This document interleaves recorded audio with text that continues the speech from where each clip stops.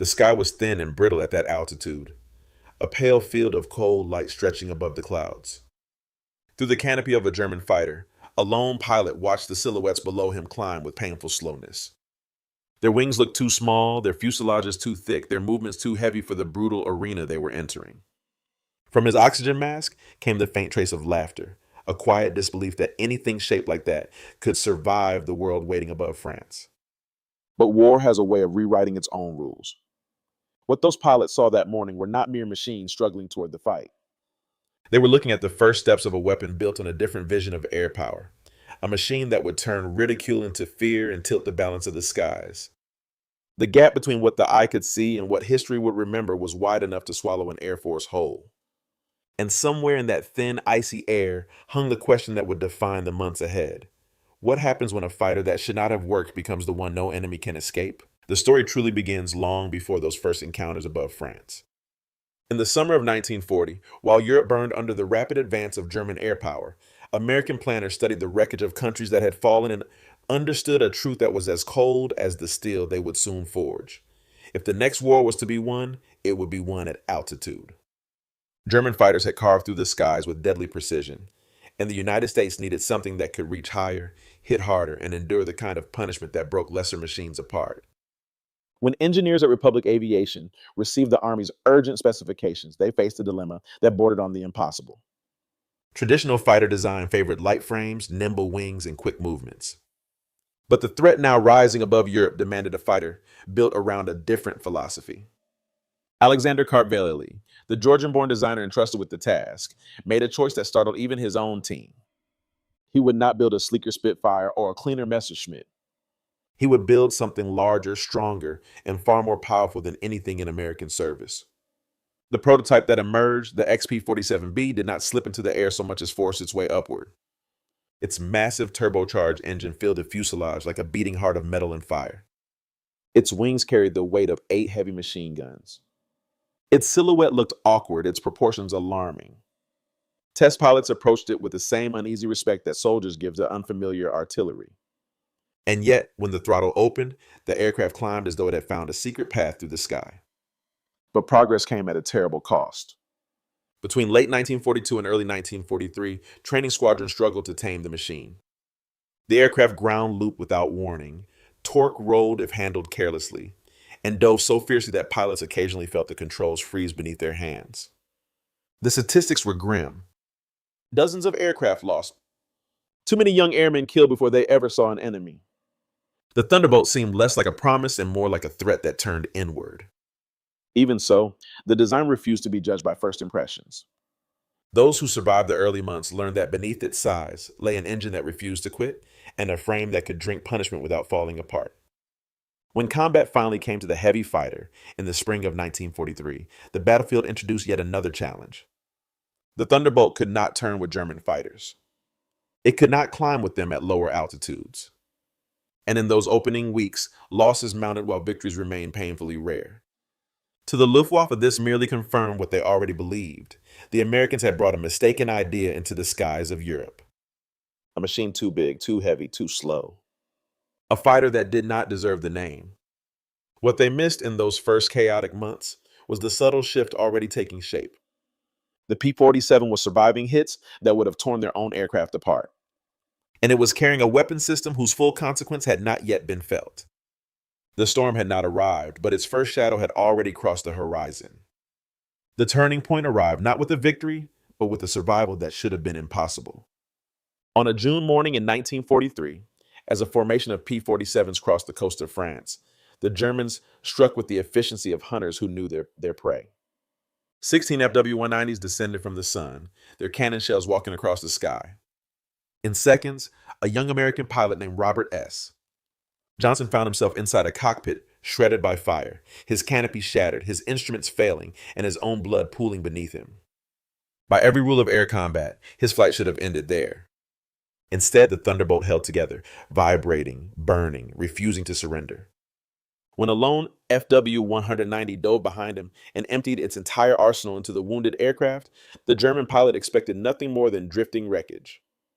What he saw instead was a machine that absorbed every shell, every burst, and still clawed forward toward the channel. When Johnson finally landed in England, crews stopped counting the holes after reaching 200. In that wreckage lay the first undeniable proof of what the aircraft truly was. While the Germans laughed at its size, the Americans began discovering its logic. The Thunderbolt did not win by matching the turn radius of the FW-190 or the climb of the BF-109. It won by imposing a new geometry on aerial combat. High above 25,000 feet, where German engines gasped for air, the P-47 remained powerful and steady. In a dive, nothing in the European sky could follow it. That weight, mocked only weeks earlier, became a weapon when converted into speed. It was during these months that commanders like Hubert Zemke and Walker Bud Mahurin reshaped the way American pilots fought. Rather than duel in tight circles, they climbed to the edge of the stratosphere, waited, and struck with the violence of falling steel. They called it boom and zoom. German pilots had another name for it: the moment the sky collapsed. At the bottom of those dives, 8 heavy machine guns spoke at once, their streams of fire converging into a 6-foot sphere of destruction. Anything entering that sphere did not simply fall, it came apart. The mission over Schweinfurt and Regensburg revealed this truth with brutal clarity. When a flight of P-47s intercepted BF-110s poised to attack American bombers, the German formation disintegrated in seconds. Witnesses describe wings tearing away, fuselages shredding into metal fragments, aircraft vanishing as though erased from the air. It was not grace. It was not elegance. It was industrial firepower distilled into a fighter-sized frame. By late summer, reports inside the Luftwaffe began shifting in tone. Pilots returning from combat described Thunderbolts diving faster than they believed physics allowed, climbing with new confidence and delivering fire so dense that survival depended more on luck than skill. The enemy had not changed their aircraft, they had changed the way they used it. And slowly, the balance of the European sky began to tilt. The machine once dismissed as a flying milk bottle was becoming something else entirely. Not a predator defined by agility, but a force defined by inevitability. The kind of weapon that did not need to win the first fight to dominate the war that followed. The real shift in the air war became unmistakable in the autumn of 1943, when altitude itself turned from a German advantage into a German weakness.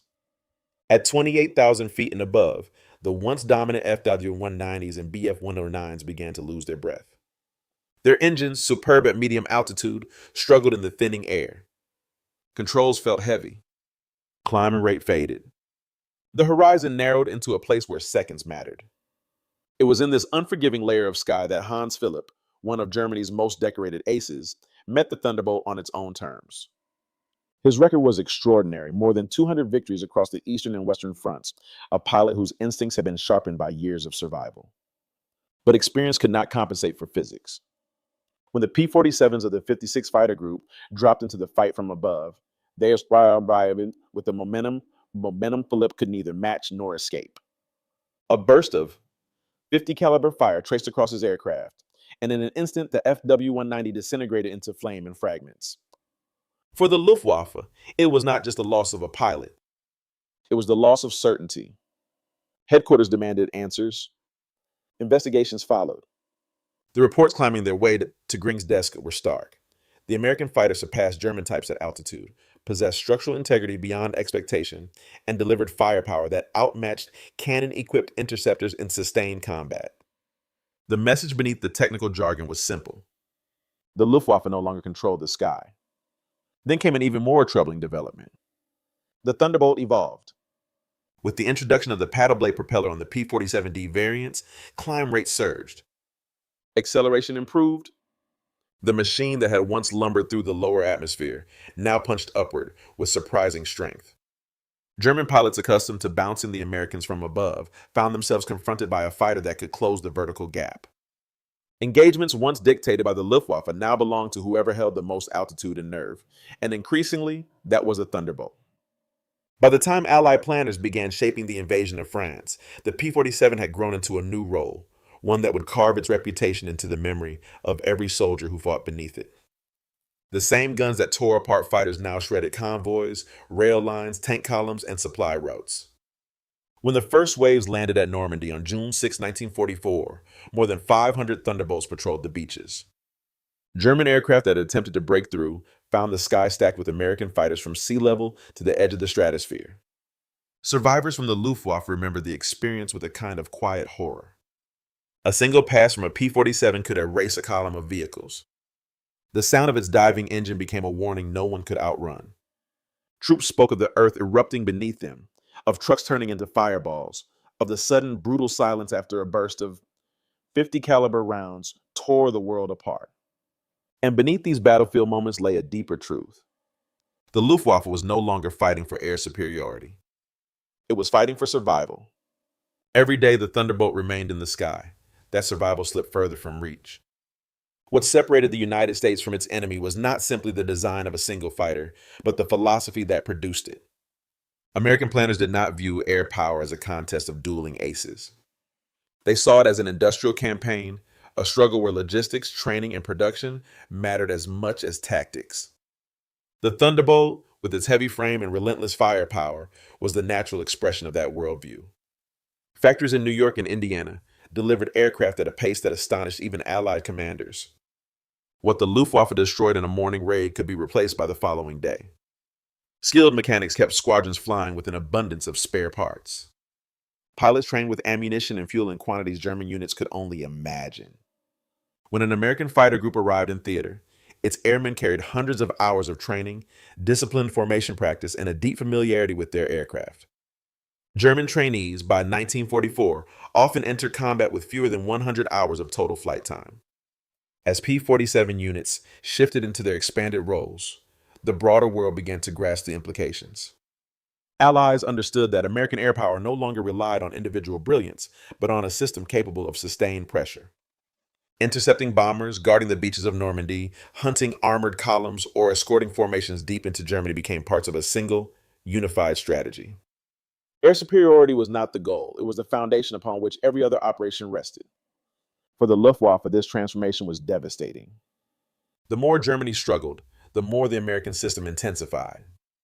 Operation Bodenplatte, the desperate New Year's Day offensive of 1945, illustrated the imbalance with painful clarity. German fighters destroyed dozens of American aircraft on the ground, but their victory evaporated within hours as replacement Thunderbolts rolled off transports and onto fresh hardstands. The Luftwaffe, already crippled by fuel shortages and the loss of veteran pilots, had no such reserve. Each fallen aviator represented experience that could never be replaced. By the end of the war, German commanders themselves spoke openly of the strategic lessons. They admitted that courage and tactical skill could not overcome a nation capable of creating overwhelming strength in the air, mission after mission, month after month. The world, watching from the ruins of Europe and the Pacific, understood the message clearly.